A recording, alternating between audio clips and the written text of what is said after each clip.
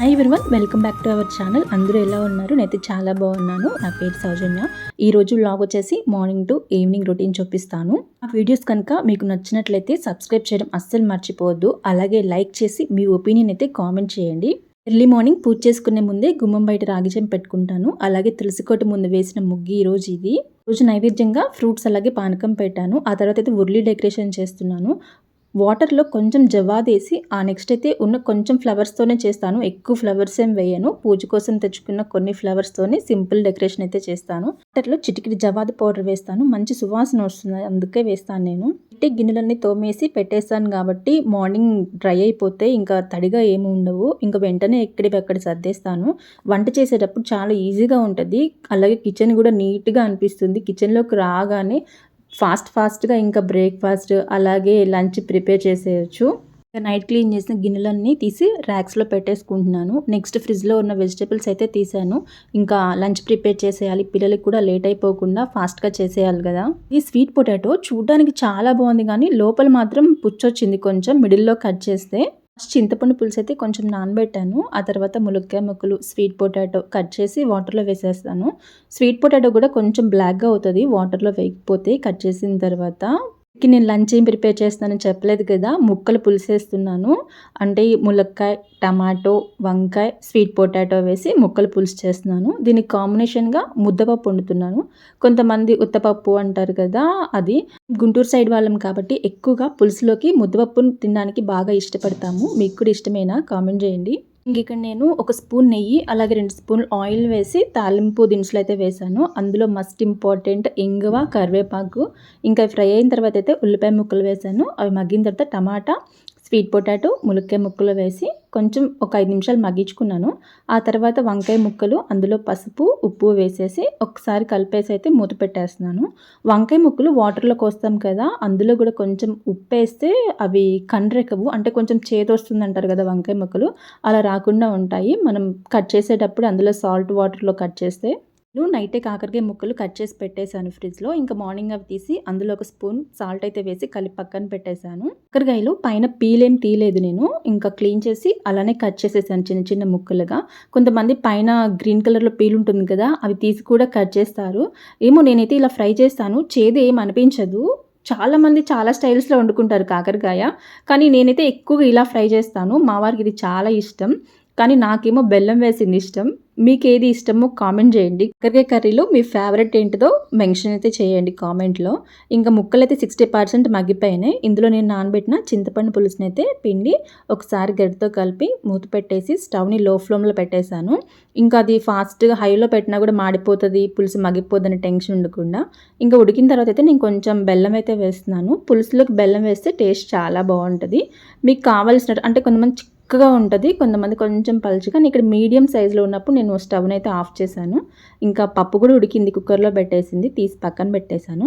ఇంక ఇప్పుడు కాకరకాయ ఫ్రై అయితే వేస్తున్నాను. ఆయిల్ హీట్ అయిన తర్వాత కొంచెం సాల్ట్ వేసాం కదా, వాటర్ అనేది వస్తుంది కాకరకాయలో. ఆ వాటర్ని పిండేసి ఇట్లా ముక్కలు వేసి ఆయిల్లో డీప్ ఫ్రై చేస్తున్నాను. ముందు పులుసు కూర సిమ్లో పెట్టా అని చెప్పా కదా, ఆ గ్యాప్లో నేనైతే వెళ్ళి మా పిల్లలిద్దరికి జల్లేసి వచ్చాను. నేను రోజు ఇలానే చేస్తాను, కూర సిమ్లో పెట్టేసి వచ్చి వాళ్ళకైతే జల్లేస్తానమాట. ఇంకా అది చూపించలేదు. వీడియో రికార్డ్ చేయడానికి కెమెరా ఆన్ చేసి పెడితే నా చిన్న కూతురు ఎన్ని వేషాలు వేయాలి అన్ని వేషాలు వేస్తుంది, అందుకే ఇంకా నేను అయితే షూట్ చేయలేదన్నమాట. ఈ తర్వాత 2 టేబుల్ స్పూన్ల సబ్జా గింజలు అయితే నానబెట్టాను. బాగా ఎండలేస్తున్నాయి, పిల్లలకి బాడీలో హీట్ అనేది బాగా పెరుగుతుంది. ఎందుకంటే స్కూల్లో వాళ్ళు వాటర్ తాగొచ్చు తాకపోవచ్చు, మనమైతే చెప్పలేము కదా. కాకరకాయ ముక్కలన్నీ ఫ్రై చేసి సపరేట్ ప్లేట్లోకి అయితే తీసుకున్నాను. 1 స్పూన్ ఆయిల్ మాత్రమే ఉంచి తాలింపు వేసుకోవాలి. ఎందుకంటే ఆల్రెడీ మనం కాకరకాయ ముక్కల్ని ఆయిల్లో స్విమ్మింగ్ చేయించాం కదా, అందుకని 1 స్పూన్ మాత్రమే ఆయిల్ తీసుకుని అవి తాలింపు దింటలు వేగిన తర్వాత ఇంకా ఆనియన్స్ అయితే వేస్తున్నాను. నేను మిర్చి వేయలేదు, ఎండుమిర్చి మాత్రం వేసాను, పచ్చిమిర్చి వేయలేదు. ఈ ఫ్రై మనకి 2 డేస్ వరకు ఉంటుంది పాడవకుండా. ఆనియన్ ఫ్రై అయిన తర్వాత ఇందులో మనం ఫ్రై చేసుకున్న కాకరకాయ ముక్కలు వేసి రుచికి సరిపడా సాల్ట్, అలాగే కారం, ఎండు కొబ్బరి, పసుపు వేసాను. ఎండు కొబ్బరి ఎందుకు అంటే మనం ఆల్రెడీ కొంచెం ఏదైనా ఎక్సెస్ ఆయిల్ ఉంటే కనుక మొత్తం ఆయిల్ని ఎండు కొబ్బరి పీల్చేస్తుంది. అంతేకాదు ఫ్రైలో ఎండు కొబ్బరి వేస్తే టేస్ట్ అనేది చాలా బాగుంటుంది. ఒకసారి తప్పకుండా ట్రై చేసి మీ ఒపీనియన్ కామెంట్ చేయండి. పిల్లలకి ఇడ్లీ చేసి బ్రేక్ఫాస్ట్ అయితే పెట్టించాను ప్లేట్లో. వాళ్ళు తింటూ ఉండగా వాళ్ళకి స్నాక్స్ బాక్స్, అలాగే వాటర్ బాటిల్స్, లంచ్ మొత్తం ప్రిపేర్ చేశాను. ఇప్పుడు స్నాక్స్‌లోకైతే నేను కొబ్బరి, పల్లీలు, బెల్లం కాంబినేషన్‌లో లడ్డూ చేశాను. అదైతే పెట్టేశాను. ఇద్దరు రెడీ అయ్యి స్కూల్‌కైతే వెళ్ళిపోతున్నారు. మార్నింగ్ వీళ్ళ హెయిర్ కేర్‌కి కొంచెం టైం ఎక్కువ పడుతది. నేనైతే 2 డేస్‌కి ఒకసారి కంపల్సరీగా ఆయిల్ పెడతాను. స్కూల్‌కెళ్ళిన తర్వాత నేనైతే 5 మినిట్స్ బాల్కనీలో ఉన్న మొక్కల దగ్గర కూర్చొని చూస్తా ఉంటాను. ఏవి పూలు పూసినాయా, ఎలా ఉన్నాయా అని. ఇంకా తర్వాత అయితే బెడ్‌రూమ్ క్లీన్ చేస్తాను. మెయిన్ బెడ్ షీట్స్ ఇంకా మొత్తం క్లీన్ చేసేసి నెక్స్ట్ ఇంకా హాల్‌లో అనమాట. మార్నింగ్ అయితే సోఫా కవర్స్ క్లీన్ చేశాను గానీ, మళ్ళీ వీళ్ళు స్కూల్‌కెళ్ళిన తర్వాత మళ్ళీ ఇంకొకసారి అయితే క్లీన్ చేస్తాను. ఇంకా నేను కూడా బ్రేక్‌ఫాస్ట్ చేసి కొంచెం టీ పెట్టుకొని తాగుతూ రిలాక్స్ అవుతున్నాను అనమాట. ఎంతమందికి బ్రేక్‌ఫాస్ట్ చేసిన తర్వాత టీ ఇష్టం? నేనైతే కన్ఫామ్‌గా టీ తాగుతాను బ్రేక్‌ఫాస్ట్ చేసిన తర్వాత. చేయకముందైతే అంత పెద్ద ఇంట్రెస్ట్ ఏమి ఉండదు గానీ, చేశాక మాత్రం కన్ఫామ్‌గా ఒక కప్పు కాఫీ లేదా ఒక కప్పు టీ అయితే తాగుతాను నేను.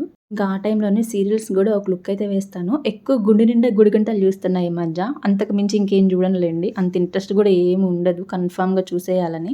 ఇంకా శారీకి ఫాలు అలాగే లైనింగ్ తెచ్చుకోవాలి.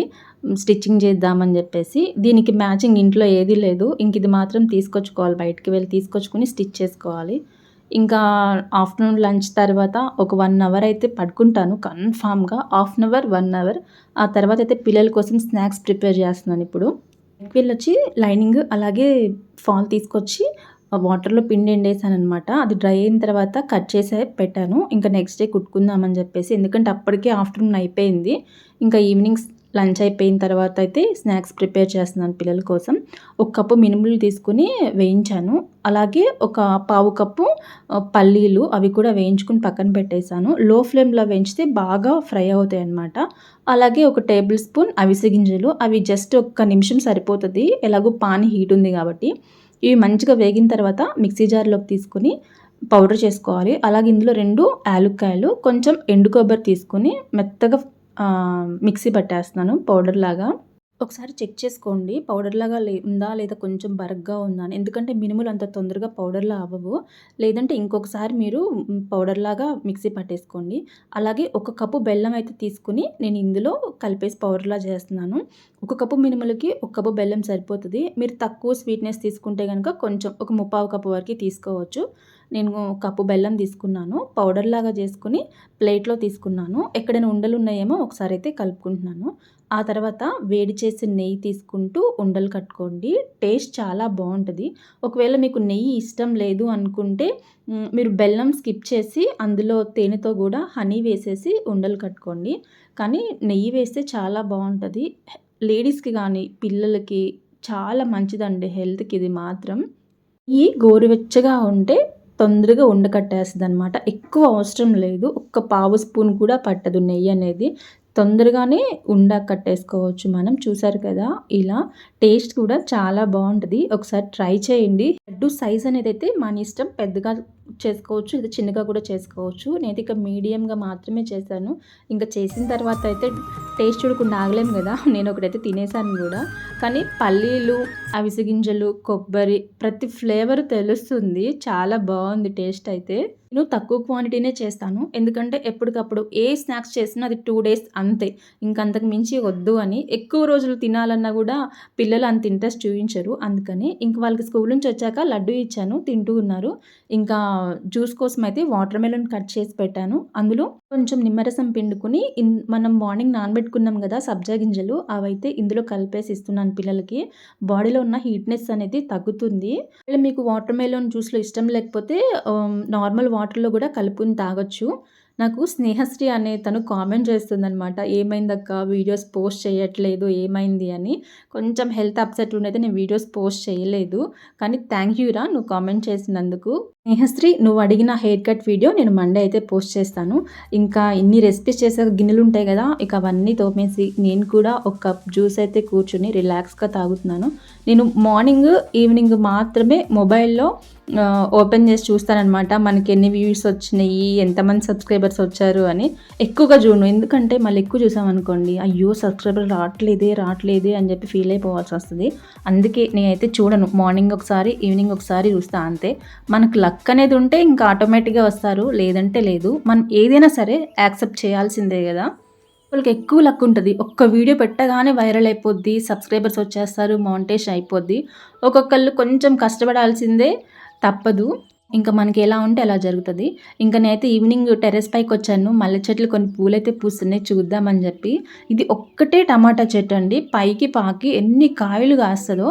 దీంతో పాటు పెట్టిన మొక్కలు కాపయిపోయింది. మొక్కలు గూడా చచ్చిపోయినియి. కానీ ఇది మాత్రం ఇంక అలానే కాయలు మాత్రం కాస్తూనే ఉంది. పక్కన మామిడికాయలు కనిపిస్తున్నాయండి. అది మంది గాదు. పక్కింటోళ్ళ చెట్టనమాట. అలాగే నా వెనక సపోటా చెట్టు గూడా ఉంది చూడండి. ఎన్ని కాయలున్నాయో. ఇది గూడా పక్కనోళ్ళదే. కానీ ఏమనరు. మనల్ని కోసుకోమని జెప్తారు. మీకు ఈ వీడియో నచ్చిందని నేను అనుకుంటున్నాను. ప్లీజ్ సబ్స్క్రైబ్ చేయండి. నచ్చితే లైక్ చేయండి. Thank you so much.